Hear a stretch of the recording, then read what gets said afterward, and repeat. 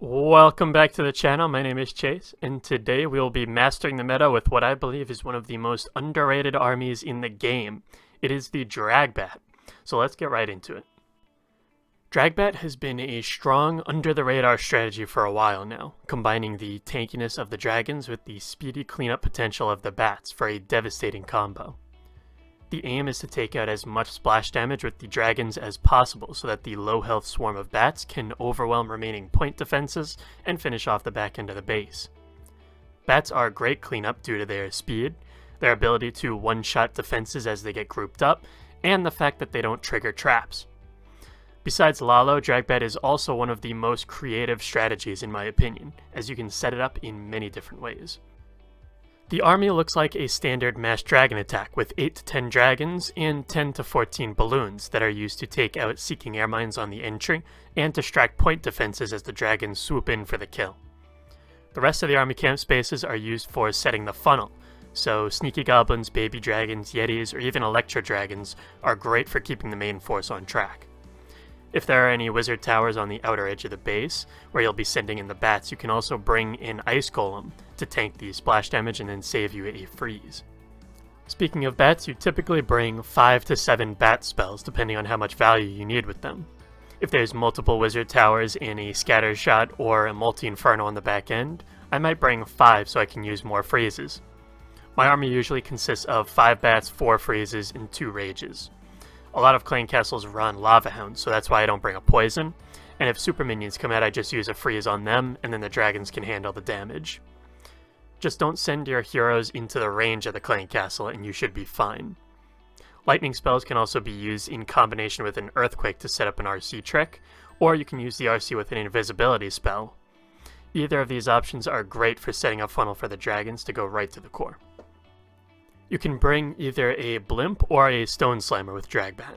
The blimp is the most versatile since you can start the dragons on any side of the map and just blimp the town hall. But if you're going straight into the town hall, you can opt for a slammer. I like to use the slammer to pick off an outer air defense or target extra splash damage to help the bats.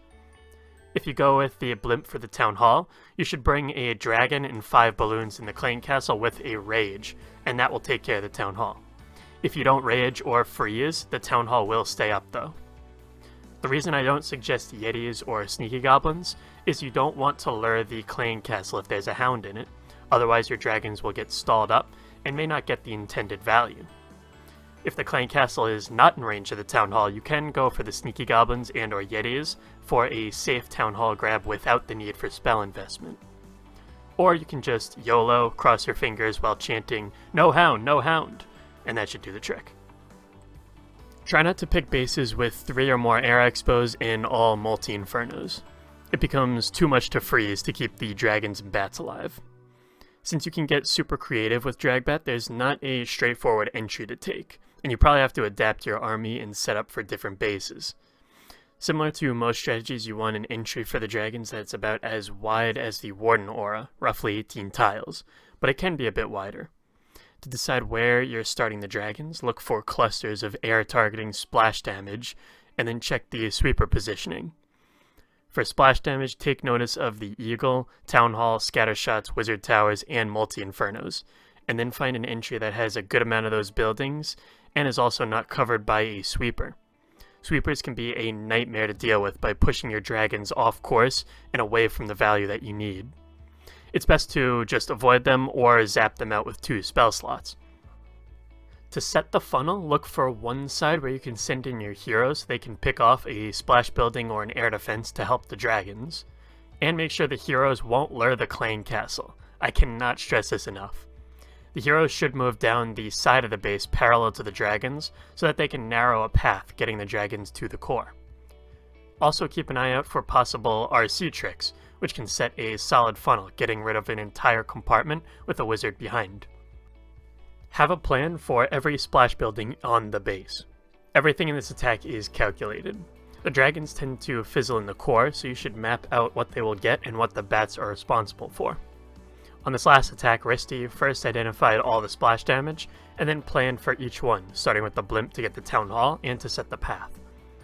Then the heroes would go down the left side and get these 2 wizard towers, while this one and the 2 scatters would go down to the dragons. That leaves these wizard towers in green and the eagle on the back end, although the eagle will only target the bats if everything else is at very low health. You can see he used an ice golem to tank the first wizard tower since it was on the edge, and could use all the freezes on the last one to wreck the base. To start, set a standard funnel using troops or the RC, and take your time to make sure the dragons have nowhere to go but into the base through your planned entry. Place your king and queen on the side that you didn't funnel, and make sure they go down the side and not into the base. Then you spread out the dragons and the balloons in a line across the entry that you just made, roughly the size of the Warden Aura. Balloons should go in first to fish for Seeking Air Mines, and you can rage and tome somewhat early to get everything deep into the base. I've found that using the tome early helps keep everything alive while under heavy fire from the initial defenses and traps. If they start to struggle in the core, then I just invest a freeze to take care of the splash building that I need. If the town hall is off to the side, then I will send in the blimp right before I tome. That way the blimp is protected all the way to its target. Then I rage over the town hall to ensure that it gets taken down. After the dragons take care of the splash buildings in the core, if any, then you can think about starting your bats. The bats can work in either a bat wave or a bat bomb. A bat wave is when you send them in on the edge of the base and they move from defense to defense, eventually grouping up enough to where they can one-shot everything. A bat bomb is where you drop them directly on defenses, usually inside the dead zone of scatter shots or on other splash buildings with a freeze and sometimes a rage. The downside is that they spread after taking out those defenses and become kind of unpredictable, but it works if those are the only 2 splash buildings left. When sending in the bats, try to place them away from other air units. As a red mine is triggered by an air troop, it targets the closest air unit to where it exits the ground. So although bats cannot trigger traps, they can still get hit by them. Make sure to pay attention to the ranges of the splash damage buildings left, and freeze when the bats are nearing defenses in range of the splash damage. If you're late on the freezes, you will lose all the bats immediately, which could ruin the attack. Scatter shots are really tough since they have a big range and lock onto targets quickly.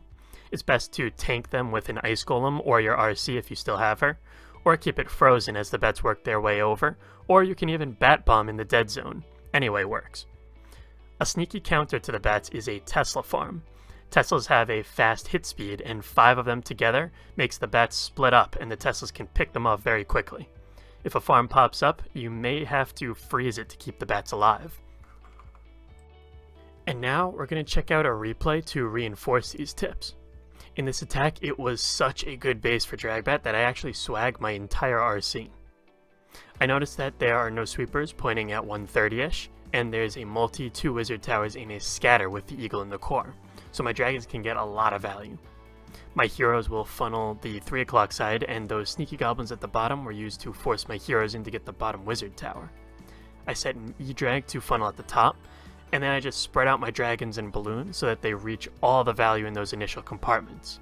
Since I spread them out so much, I know I have to tome early to protect them, so I add in my blimp and then tome everything. Now I'm waiting for my blimp to make it to the town hall, and I will rage it up as the dragon and balloons come out, and since it's all air, it won't lure the hound out of the clan castle. Now I'm holding onto the bats until the eagle goes down, which the dragons are making their way over to it now. And I also have my heroes with an ice golem taking out the entire bottom side with the assist of a freeze. Now the bats are about to come in now, and I chose not to bat bomb the scatter shot because the wizard towers were slightly in range, and also the dragons were about to tank it anyway. And you can see I have so many freezes for only 1 wizard tower remaining, so I keep it frozen and allow the bats to swarm up and eliminate the rest of the defenses. And I freeze a scatter and air defense for good measure. Now I wasn't planning to swag my RC, but I didn't want to send her in and lure out the hound in the clan castle, so I held on to her. But then I realized all the defenses were gone, so she was swagged and the base was crushed. And that's all I got for this guide. Thank you so much for watching. If you enjoyed, definitely consider subscribing to keep up with the current meta, and stay tuned for more guides in the future. Now go wreck some bases.